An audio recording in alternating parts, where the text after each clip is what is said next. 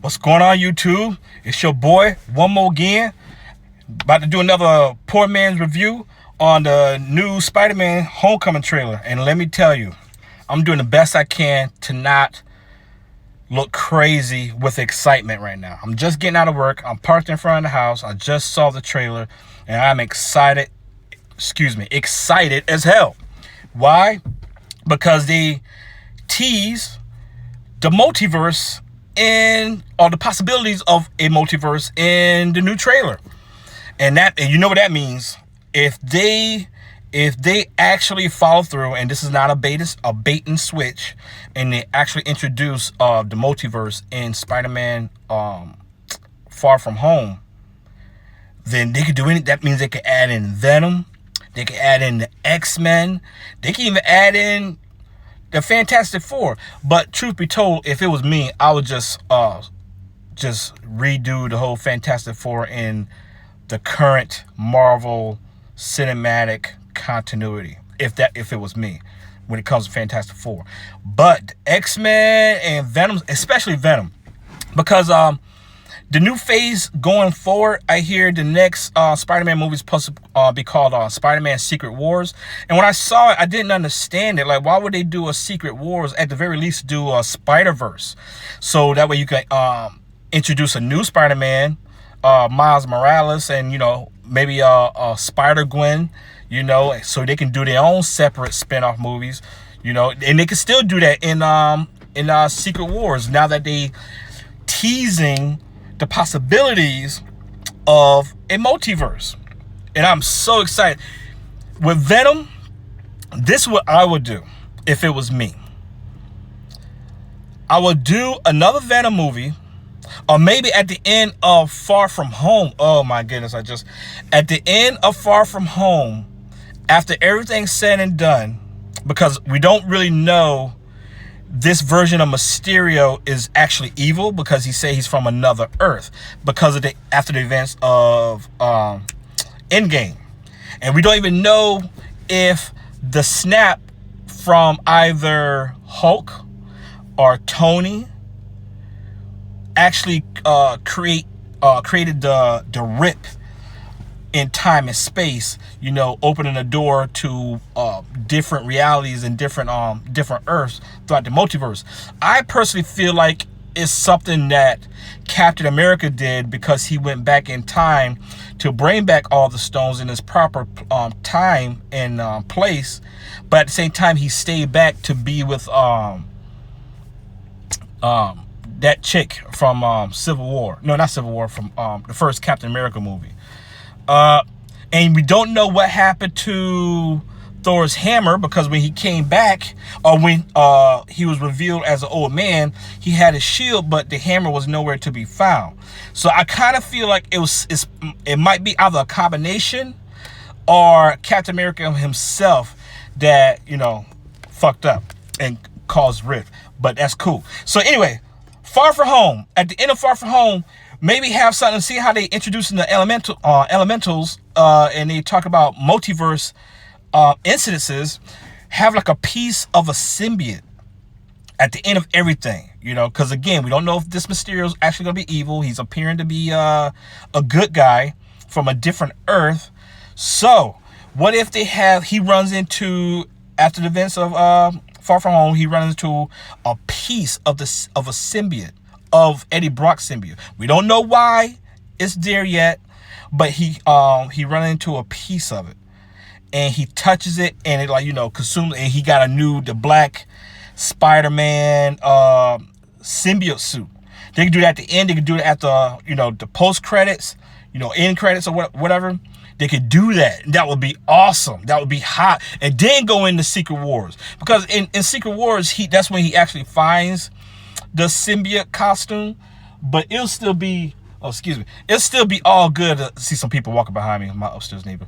It'll still be all good if they start him into Secret Wars with the symbiote costume already, in hand, and maybe he got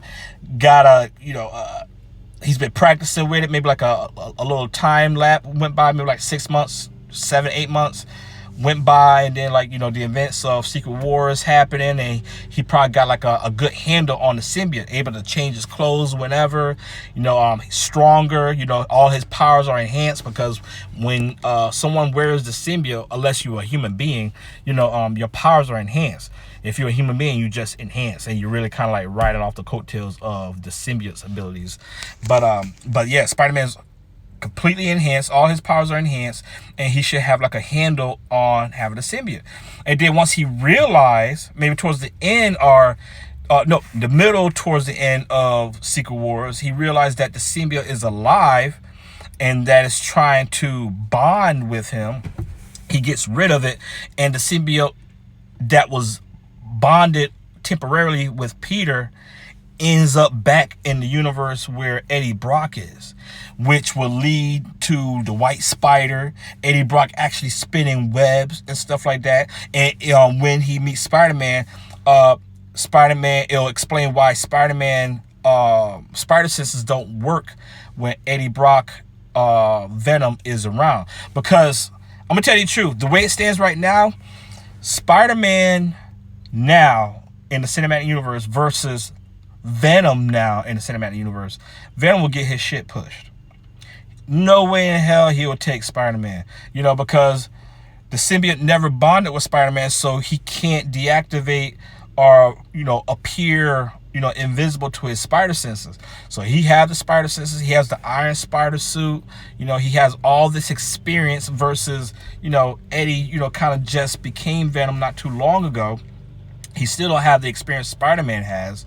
You know, Spider-Man will whoop his ass, but it'll give Venom a huge edge if they did exactly the way I explained it, and Eddie get a big power buff, you know, because that piece of the symbiote that was with Spider-Man will be on Eddie, and it will mimic all of his powers. It would deactivate Spider-Man's spider sense. That way he'll never know Eddie's around, and Eddie's even stronger than he's ever been. You know, that would be awesome. That would be so hot. That would be so hot. And then through other movies, you know, you slowly but surely, you know, you don't have to add like a big X-Men cast, but like, you know, 1 or 2, 3, you know, whatever, X-Men in other movies, you know, saying like, you know, they walk through the rift of the multiverse caused by the snap, you know, whatever. Wolverine, that'd be a great way to explain Hugh Jackman. He could be Old Man Logan from the snap. If they introduce the multiverse from the snap, someone probably could have, you know, inadvertently, you know, accidentally resurrected Logan from Old Man Logan movie. You know, he could be the Old Man Logan, you know, from that universe, and cross through, and then maybe you can introduce another Wolverine that looks different, a younger Wolverine. It could either be Hugh Jackman if you want to do it, or someone else that will be the current continuity Wolverine going forward. That would be awesome. And I'm scared at the same time, because after the events of Endgame, because if you guys see my videos, you know how I feel about Endgame and how I feel like how they dropped the ball. And because of that, you know, I'm afraid that they might do something stupid that don't make any sense. Throw some, you know, some political agenda type innuendo bullshit in the movies, you know, whatever. You know, I already kind of feel some type of way about MJ, the one that's called MJ. She's not really Mary Jane, but, you know, they kind of like trying to portray her like she's Mary Jane in Spider-Man. But, you know, whatever. Spider-Man, if you know Spider-Man, you know the Spider-Man lore. Spider-Man got more chicks than he does web fluid, you know, so it's whatever. I'm not really tripping on that. What else, man? Like, I'm so excited for this. I'm really excited for this. Like, Spider-Man is one of my favorite heroes anyway, and I'm really, really excited. They can go anywhere with this. They could go in. The possibilities is endless. The possibilities is endless. And if they really follow through, and it's really a ripped in the multiverse and time and space, then having the third Spider-Man movie, Secret Wars, will be even better. It makes sense. And then you could do Spider-Verse after that, you know. The only thing that I'm also worried about with Far From Home coming up is the time gap in Endgame. 5 years passed. Technically, Peter Parker was dead. So if he was 15, 16, and he's resurrected, he's still 15, 16. You don't get birthdays when you're dead. So he's back 15, 16. So what's up with all his friends from Homecoming? You know, his best friends and MJ and all of them. Like, did they disappear too?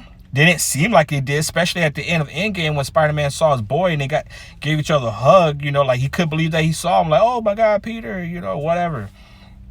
So that technically, but that would make sense. So maybe his boy did get you know, snapped away too, because they was in high school.